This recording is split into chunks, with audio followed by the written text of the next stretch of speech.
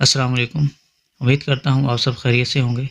इंशाल्लाह आज की इस वीडियो में हम 9 मार्च 2025 को जो जूनियर ट्रैफ़िक वार्डन का पेपर हुआ है, उस पेपर को डिस्कस करेंगे। इससे पहले हम एक वीडियो अपलोड कर चुके हैं। इस वीडियो में हम जो बकिया क्वेश्चन हैं वो सारे के सारे डिस्कस करेंगे। कुछ हमारे पास क्वेश्चन जो हैं वो ट्रैफ़िक लॉज़ के भी आए हैं, वो भी सारे इस वीडियो में डिस्कस करेंगे। पहला हमारे पास जो क्वेश्चन था वो था Tiananmen square is located in which country. ये जो आपको नज़र आ रहा है ये तियानमेन स्क्वायर है और ये कहाँ पे था, ये चाइना में है। ये कहाँ पे है, ये चाइना में है, तो चाइना इसका करेक्ट आंसर था।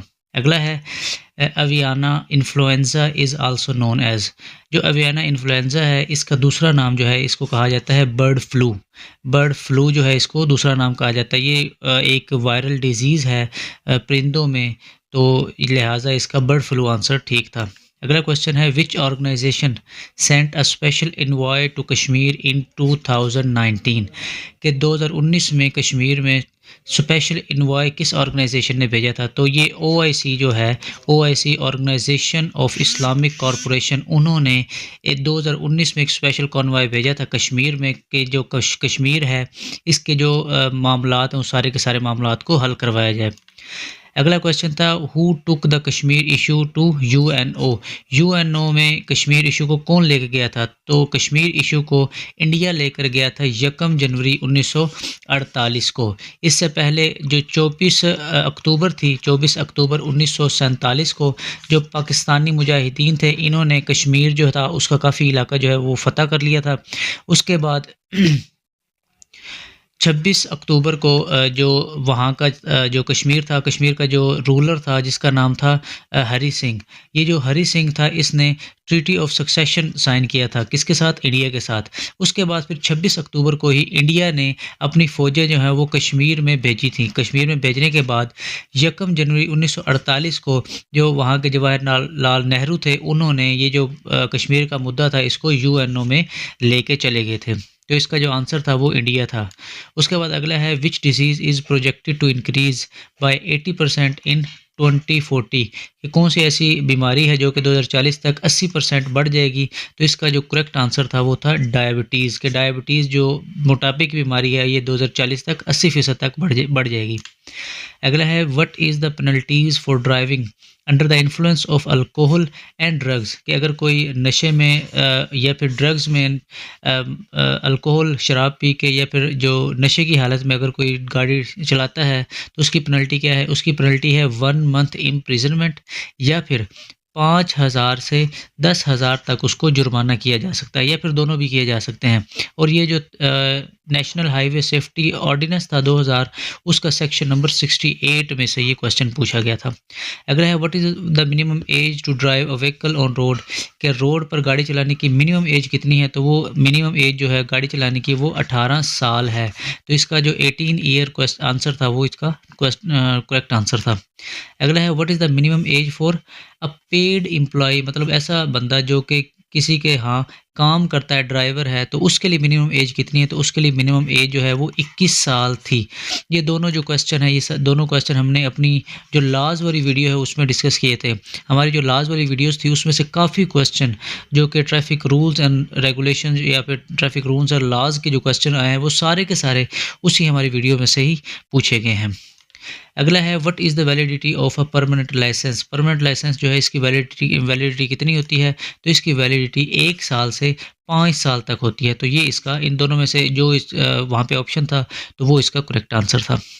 अगला है if a person registered his vehicle in one province. कि अगर एक बंदा है उसने अपनी गाड़ी एक सूबे में उसको रजिस्टर करवाया है, whether he is required to register his vehicle in another province to drive in that province. के दूसरे सूबे में उसको गाड़ी चलाने के लिए क्या रजिस्टर दोबारा करवाना पड़ेगा। अब ये जो क्वेश्चन है इसकी मुझे समझ नहीं आई, ये जो मेरे पास आया है। अब इसके 2 ऑप्शन बन जाते हैं। अगर तो गाड़ी उसकी अपनी है, मतलब वो गाड़ी का ओनर है और वो अपने प्राइवेट यूज़ के लिए वो उसको इस्तेमाल करता है, तो उसके लिए कोई मसला नहीं है कि अगर एक प्रोविंस में उसने अपनी गाड़ी रजिस्टर करवाई तो दूसरे मुल्क में वो अपनी गाड़ी लेके जा सकता है। लेकिन अगर वो पब्लिक यूज़ के लिए है, पब्लिक यूज़ के लिए वो गाड़ी इस्तेमाल करता है, तो उसको जो उसका जो रूट परमिट है, रूट परमिट के हिसाब से वो गाड़ी चला सकता है। अगर उसने किसी दूसरे सूबे में दोबारा अपना मतलब गाड़ी अपनी लेकर लेकर जानी है तो उसके लिए उसको वहाँ का रूट परमिट बनवाना ज़रूरी है। तो अगर वो उसके पास रूट परमिट होगा तो वो लेके जा सकता है, अगर रूट परमिट नहीं है तो वो लेके नहीं जा सकता। अगला है, a learner licence is valid for. तो लर्नर लाइसेंस जो है वो कितने अरसे तक वैलिड होता है, वो कहाँ तक वैलिड होता है, वो अपने ही ज़िले तक वैलिड होता है, मतलब पर्सन्स ओन डिस्ट्रिक्ट। तो इसका ये आंसर था। उसके बाद है, if a person took part in race. अगर एक बंदा जो है वो गाड़ी भगाता है, रेस में हिस्सा रहता है, तो इसकी क्या पेनल्टी है? तो इसकी पेनल्टी जो थी वो 1 महीने इम्प्रिजनमेंट थी और 1000 से 2000 जो है जुर्माना था, या फिर ये दोनों इसको हो सकते थे। अब ये जो सेक्शन 70 था नेशनल हाईवे सेफ्टी ऑर्डिनेंस 2000 का, वहाँ से ये क्वेश्चन लिया गया था। अगला है, what is the purpose of Lahore resolution. तो ये लाहौर रेजोल्यूशन है, इसका मकसद क्या था? इसका मकसद था कि मुसलमानों के लिए एक अलहदा वतन हासिल करना। तो ये कब जो लाहौर रेज़ोल्यूशन कब पास हुई थी? ये 23 मार्च 1940 को पास हुई थी और इसको किसने पेश किया था? इसको पेश किया था मौलवी अब्दुल हक ने। उसके बाद अगला है, ट्रायंगल साइंस के जो ट्रायंगल साइंस होते हैं, इस तरह के जो साइंस होते हैं वो किस चीज़ को ज़ाहिर करते हैं? तो ये वार्निंग साइंस होते हैं। ये किसके लिए होते हैं? ये वार्निंग साइन। ये हमने अपनी वीडियो में ये सारा डिस्कस किया था, पूरा का पूरा ऑर्डिनेंस डिस्कस किया था। उसमें ये जितने भी साइंस थे जिनमें हमारे पास ये वार्निंग साइंस होते हैं, कुछ इन्फॉर्मेटिव साइंस होते हैं इन्फॉर्मेशन देने के लिए, और कुछ वैसे साइंस होते हैं। तो ये सारे साइंस हमने डिस्कस किए थे। आगे है, what should any person do when red light on.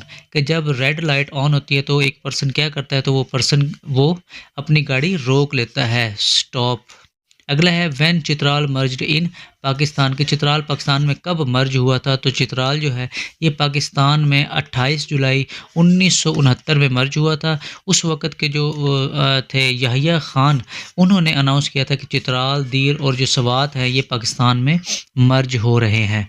उसके बाद है, जर्मनी, इसका एंटोनिम हमने बताना था। अब जर्मनी का मतलब होता है किसी चीज़ से मुतल्लिक, कि कोई ऐसी चीज़ है जो कि उससे मुतल्लिक है। तो इसका एंटोनिम मतलब उलट मुतज़ाद क्या होगा? जो कि उससे मुतल्लिक ना हो। तो इसका मतलब ये है कि इर्रेलेवेंट या एक्सट्रेनियस, इन दोनों में से अगर कोई भी था तो वो इसका आंसर था।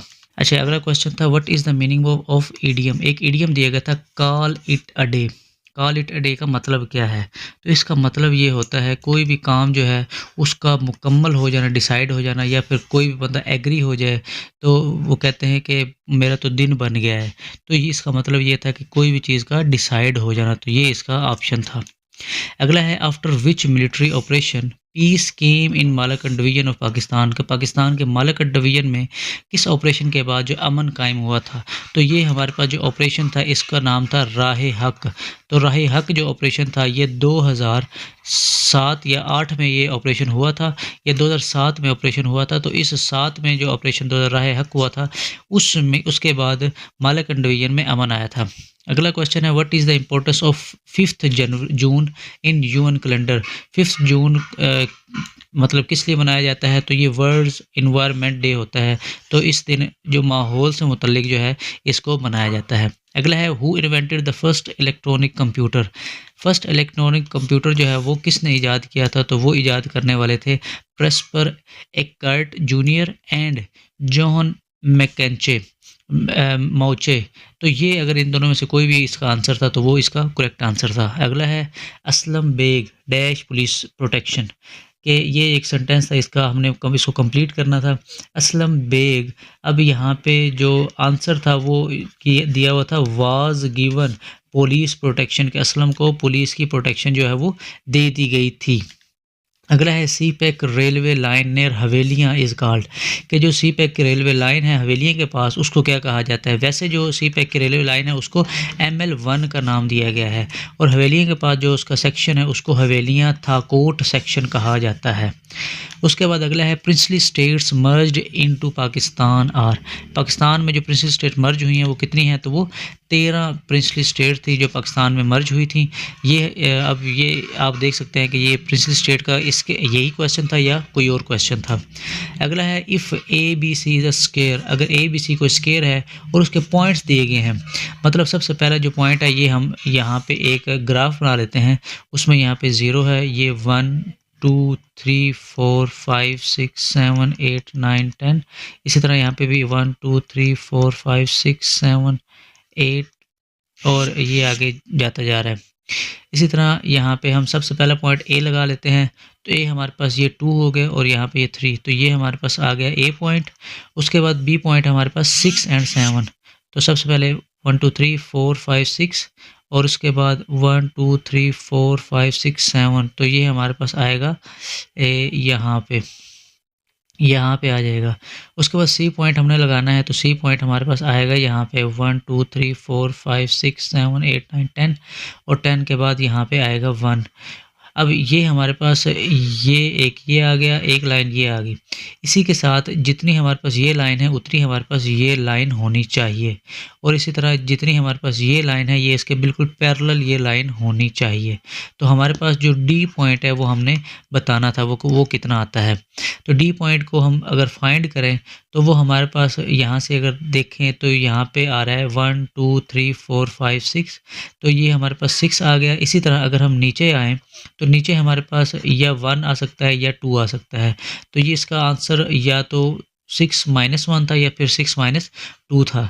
अब इसमें से आप देख लें ये इसमें कौन सा आपका आंसर लग रहा है। ठीक, आगे है Pakistan first 5 year investment plan was launched in, पहला 5 साला मंसूबा जो पाकिस्तान का कब लॉन्च हुआ था, तो 1955 में लॉन्च हुआ था और ये 60 तक था। तो अगर ये 1955 था तो वो भी ठीक है और 1955 से 60 था तो वो भी इसका आंसर ठीक है। आगे है Gilgit Baltistan become a semi province of Pakistan in, Gilgit Baltistan कब पाकिस्तान का सेमी प्रोविंस बनाया गया था, तो ये 2009 में इसको सेमी प्रोविंस बनाया गया था। तो ये थे कुछ मज़ीद क्वेश्चन, इससे पहले जो हमारा पार्ट 1 था उसमें हमने कुछ क्वेश्चन जो है वो डिस्कस किए हैं और ये इस वीडियो उसी पेपर का पार्ट 2 है। उम्मीद करता हूँ ये वीडियो आपको पसंद आई होगी। अगर वीडियो पसंद आई है तो वीडियो को लाइक कर दें और हमारे चैनल को सब्सक्राइब कर लें। इंशाल्लाह किसी अगली वीडियो में आपसे मुलाकात होगी, तब तक के लिए मुझे इजाज़त दें।